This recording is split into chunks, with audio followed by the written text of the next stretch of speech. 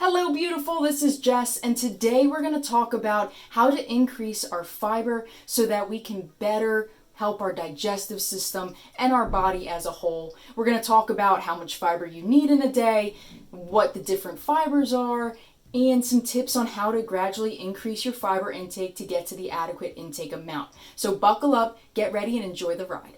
The fiber ride, that is.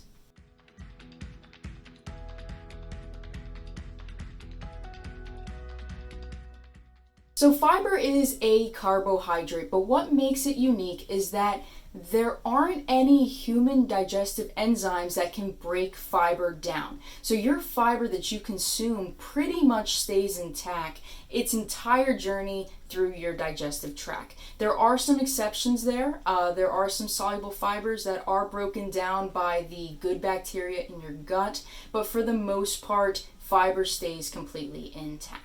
So the adequate fiber intake for women is 25 grams a day, 38 grams a day for men.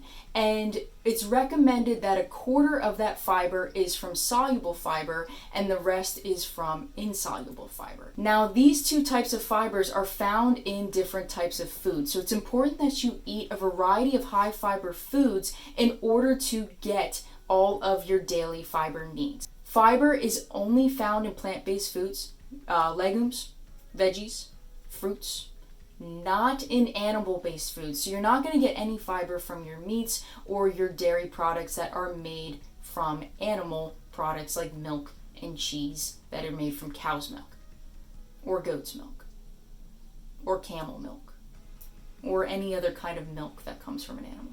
You're not going to get your fiber from those. So there are two types of fiber that you can consume. There's soluble fiber and there's insoluble fiber. And remember, about a quarter of your daily fiber intake should come from soluble fiber. And soluble fiber affects the body in the following ways. The first is it can help to lower cholesterol. And the way it does that is soluble fiber will bind to bile, which is a fat emulsifier in your digestive system. And once it binds to bile, what happens is the body no longer wants to use that. The body's like, oh, that bile's not good.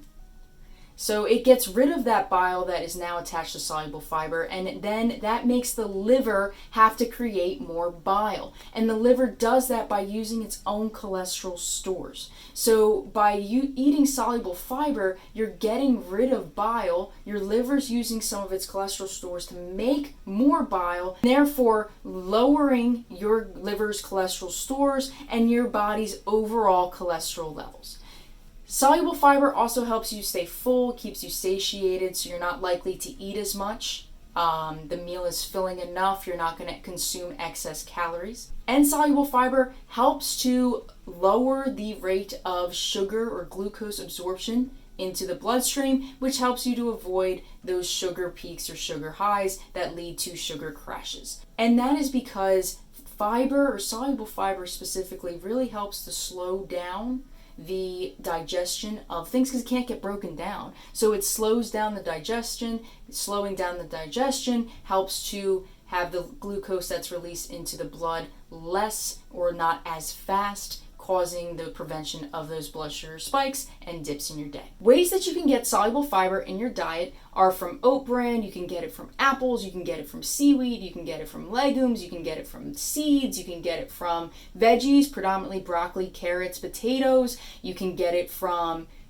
citrus fruits, you can get it from barley, you can get it from rye. Those are generally the predominant ways that you can get soluble fiber in your diet.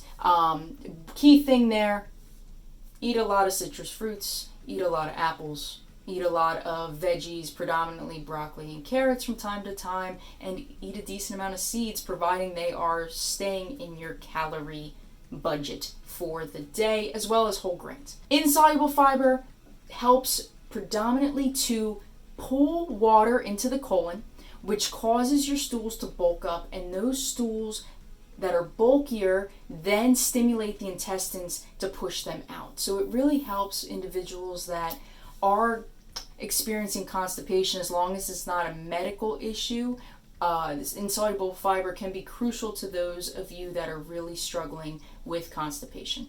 And ways that you can get insoluble fiber in your diet is by wheat bran. You can get whole grains, you have the seeds, veggies again, there's carrots, Brussels sprouts, cabbage. You can get it from brown rice, you can get it from fruit, you can get it from legumes. The key thing with this again is the same as soluble fiber. Eat a decent amount of variety of veggies, eat a variety of fruits, have seeds in your budget if you allow it, eat a variety of whole grains. All of these things, by picking varieties, you will be able to get your daily fiber consumption during the day.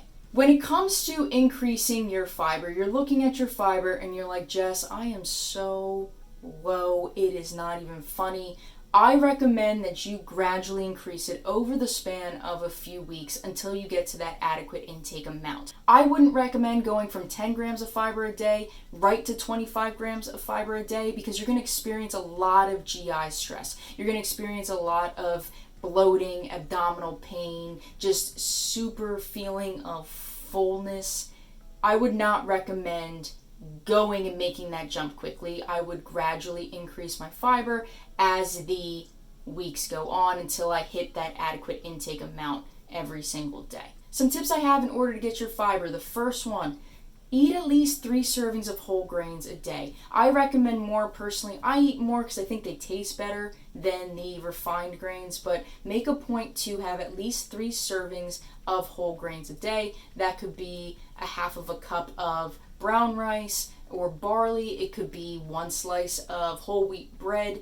Those are things that are considered 1 serving. So it's not that hard to get them in your diet. If you have oat bran cereal for breakfast and then you have a sandwich in the middle of your day, there's 3 servings of whole grains right there, providing you use 2 whole grain pieces of bread for your sandwich.